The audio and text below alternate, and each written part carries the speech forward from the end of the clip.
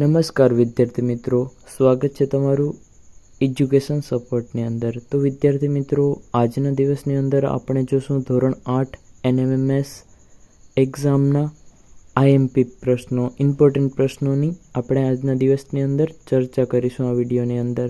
તો વિદ્યાર્થી મિત્રો, ચેનલ પર નવા હોય તો ચેનલને સબસ્ક્રાઈબ કરી લેજો અને લાઈક કરી દેજો વિડીયોને, કારણ કે આગળના વિડીયો પણ અપલોડ થઈ ગયેલ છે ચેનલમાં, તે જરૂરથી જોઈ લેજો. NMMSના પ્રશ્નો છે તેમાં અને તેના ઉત્તરો પણ આપી ગયેલ છે. ચલો આપણે પ્રશ્નો જોઈએ NMMSના.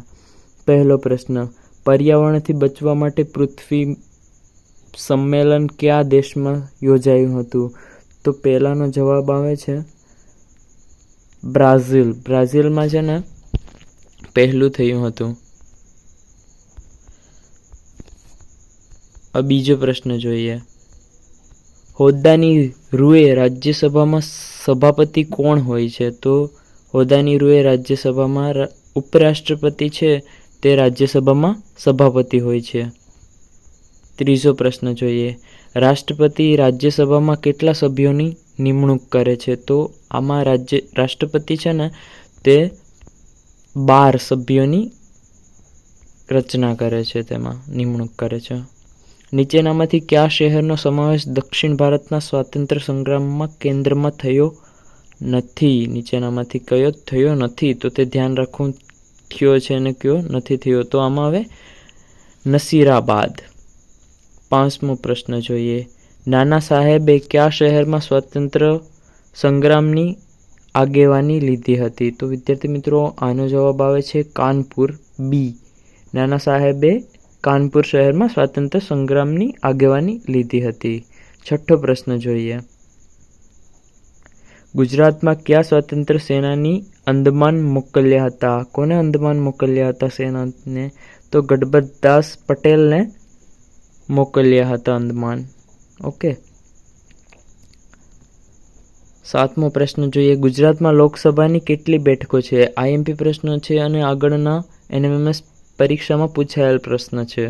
તો વિદ્યાર્થી મિત્રો, આનો જવાબ આવે છે 26. ગુજરાતમાં લોકસભાની બેઠકો 26 છે. આઠમો પ્રશ્ન જોઈએ. પોર્ટુગીઝોની હુગલીની કોઠી તોડી પાડવાનો આદેશ કયા શાસકોએ આપ્યો હતો? તો આ શાહજહાંએ આપ્યો હતો આનો હુકમ, હુગલીની કોઠી તોડી આપવાની. નવમો પ્રશ્ન જોઈએ. ભારતમાં આધુનિક ટપાલ પદ્ધતિ કોણે શરૂ કરી હતી? તો આધુનિક ટપાલ પદ્ધતિ ભારતમાં ડેલહાઉસીએ શરૂ કરી હતી. સક્રિય જ્વાળામુખીનું ઉદાહરણ કયું છે? તો સક્રિય જ્વાળામુખીનું ઉદાહરણ છે ઓટના. વિદ્યાર્થી મિત્રો, ચેનલ પર ન હોય તો ચેનલને સબસ્ક્રાઈબ કરી દેજો આગળના વિડીયો જોવા માટે અને બેલ નોટિફિકેશન ઓન કરી લેજો આપણા વિડીયો પહેલાં જોવા માટે. ભૂસ્ખલનથી કયા વિસ્તારોમાં રેલવે વ્યવહારના પ્રભાવિત થાય છે? તો કોંકણનો એનો જવાબ આવશે ભૂસ્ખલનથી. 12મો પ્રશ્ન જોઈએ. કાયમી જમાબંધી મહેસૂલ પદ્ધતિ કયા ગવર્નર જનરલે અમલમાં મૂકી હતી? જમાબંધી કયા ગવર્નરે મૂકી હતી? તો તેમાં હવે કોર્નવોલિસે જમાબંધી મૂકી હતી. નીચેનામાંથી કયો ગ્રીન હાઉસ વાયુ નથી? તો નીચેનામાંથી ઓર્ગેન, મિથેન, હેલોકાર્બન એ બધા ગ્રીન હાઉસ વાયુ છે અને ઓર્ગેન છે જે ગ્રીન હાઉસ વાયુ નથી. 14મો પ્રશ્ન. અદાલતમાં માતૃભાષાનો ઉપયોગ કરવાની પરવાનગી કોણે આપી હતી? અદાલતમાં માતૃભાષાની પરવાનગી બેન્ટિક એ આપી હતી. 15મો પ્રશ્ન. નીચેનામાંથી કઈ વસ્તુ 24 કલાકમાં સૌથી વધુ ગ્રીન હાઉસ વાયુને ઉત્સર્જન કરે છે? તો આમાં આવે છે ફ્રીજ, તે ઉત્પાદન કરે છે. ઠીક છે.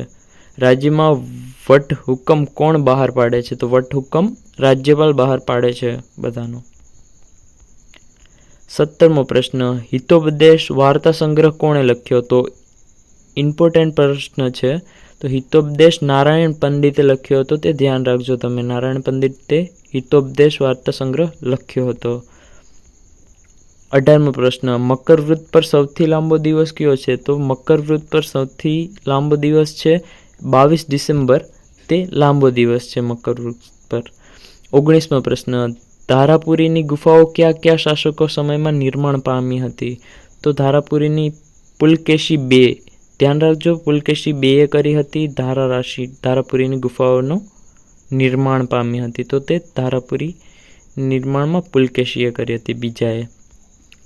બ્રહ્મદેશ કાલ કયા નામે ઓળખાય છે? તો મ્યાનમાર નામે ઓળખાય છે. વિદ્યાર્થી મિત્રો, ચેનલને સબસ્ક્રાઈબ કરી દેજો અને વિડીયોને લાઈક કરી દેજો. 21મો પ્રશ્ન, નીચેનામાંથી કયું ફ્રેન્ચો ભારતમાં વેપારી મથક હતું? તો આમાં આવે છે માહે, જે ભારતમાં વેપારી મથક હતું મેન. મારો જળમાર્ગ તરીકે ઉપયોગ થાય છે, હું ક્યાં આવરણનો માંગુ છું? તો તેમાં આવે છે જલાવરણ. 23મો પ્રશ્ન જોઈએ. બંધારણ સભાનું કાર્ય કયા વર્ષે શરૂ હતું? ઇમ્પોર્ટન્ટ પ્રશ્ન છે. તો તેમાં 1947ની અંદર બંધારણ સભાનું કાર્ય શરૂ થયું હતું. 24મો પ્રશ્ન જોઈએ. બંધારણની ઇલાજને અધિકાર બંધારણનો આત્મા કોણે કર્યો હતો? તો તેનો જવાબ છે ડૉક્ટર બાબા સાહેબ આંબેડકરે કર્યો હતો. 25મો પ્રશ્ન જોઈએ. નીચેનામાંથી કયું મીઠા પાણીનું સરોવર છે? તો મીઠા પાણીનું સરોવર છે આમાંથી કોલાર નામનું, કારણ કે આ બીજા 3 ઓપ્શન ખોટા છે અને કોલાર મીઠા પાણીનું સરોવર છે. વિદ્યાર્થી મિત્રો, મળીએ આગળના NMMSના પ્રશ્નોની અંદર અને તેના ઉત્તરો સાથે.